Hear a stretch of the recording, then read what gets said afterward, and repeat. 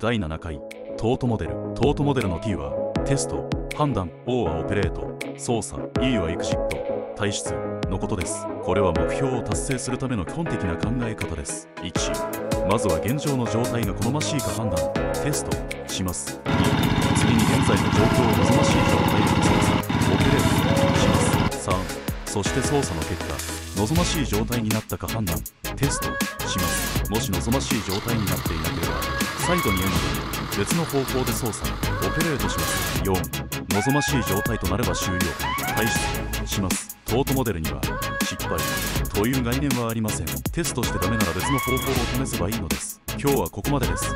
第8回は目標設定です。それではまた。